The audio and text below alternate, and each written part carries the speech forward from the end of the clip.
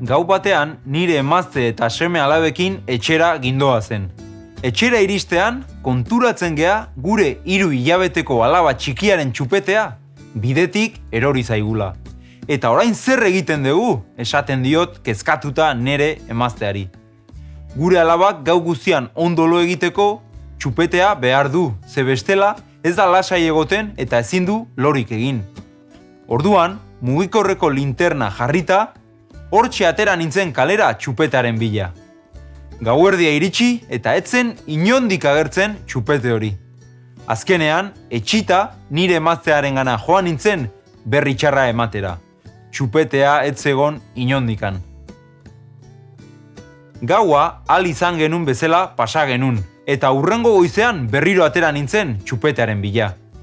Eguzkiaren argitan berehala konturatu nintzen txupetea gure etxeko atetik gertu eta aurreko gauean askotan pasa nintzen toki batean zegoela. Ez dakizu ze poz handia sentitu nuen txupete hori azkenean aurkitu nuenean. Noizbait sentitu aldezu erotuta bilatzen ari zaren zerbait aurkitzearen poz handi hori? Gaurko parabolek hori dute gai nagusitzat. Galduta zenuen zerbait berreskuratzearen poza.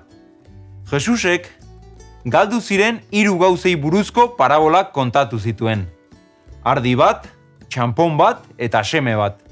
Gaurko egunean, ardiarena eta txanpoarena bakarrik aztertuko dugu. Eta hurrengo bideoan ikusiko dugu semearena. Bere entzuleen artean artzain asko zeuden, eta beraiek oso ondo ulertuko zuten parabola bat kontatu zien. Ardi galduaren parabola. Begira zer esaten duen parabolak.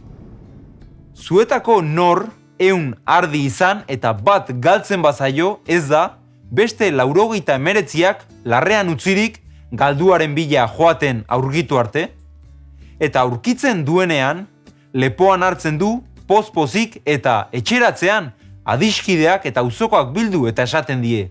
Egin festan erekin aurkitu baitut galdutako ardia. Egia esan, jainkoak ere poza handiago hartzen du bihotz berritzen den bekatari batengatik. Bihotz berritu beharrik ez duten 99 zintzoengatik baino. Artzain eta ardien artean sortzen den erlazioa berezia da. Denbora luzez toki bakartietan elkarrekin egoten dira, eta horrek batak besteari dion maitasuna handitu egiten du. Bapatean hartzaia konturatzen da 100 arditik bat falta zaiola. Zalantzarik gabe besteak larrean utzita galduaren bila joaten da. Aurkitzen duenean ez dio herrietarik, ez garrasirik egiten. Maitasunez lepoan hartu eta leku seguru batera eramaten du. Parabola hontako hartzaia Jesus da, eta bere zeruko erreinua utziz, mundu hontara galduta zegoena salbatzera etorri zen. Galduta eta noraezean ginen gizakiok toki seguru eta baketsu batera eramatera etorri zen. Hartzaiak ardia aurkitzean sentitzen duen poz hori, jainkoak bekatari bat bihotz berritzean sentitzen duen pozarekin konparatzen du. Gero, txanpon galduaren parabola dator, eta hau etxeko Andrei zuzendu zien, begira zer esaten duen. Edota zein emakumeek zilarrezko 10 txanpon izan eta bat galtzen bazaio, ez du kriseilua pizturik, etxea garbitu eta galdu zaion txanpona ardura guztiaz bilatzen aurkitu arte, eta aurkitzean adiskideak eta auzokoak bildu eta esaten die, egin festan irekin, aurkitu baitut galdua nuen txanpona. Egia esan, berdin pozten da jainkoa ere, bere aingeruekin bihotz berritzen den bekatari batengatik. Hemen ere, gai nagusia, bilaketa neketsu baten ondoren galdua dagoena aurkitzearen poza da. Orain ulertzen duzu, Jesusek zergatik pasatzen zuen horren beste denbora bekatariekin, ezta? Salbatu nahi zituelako. Jainkoa eta aingeruek bihotz berritzen den bekatari bakoitzarengatik zeruan festa egiten dutelako.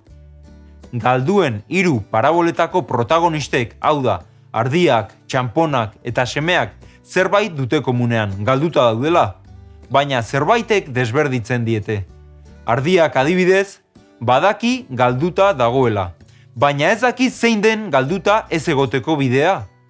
Txanponak ez daka ez da ideiarik galduta dagoela, eta semeak, hurrengo bideoan ikusiko dugun parabolan, badaki galduta dagoela, eta gainera badaki itzultzeko bidea.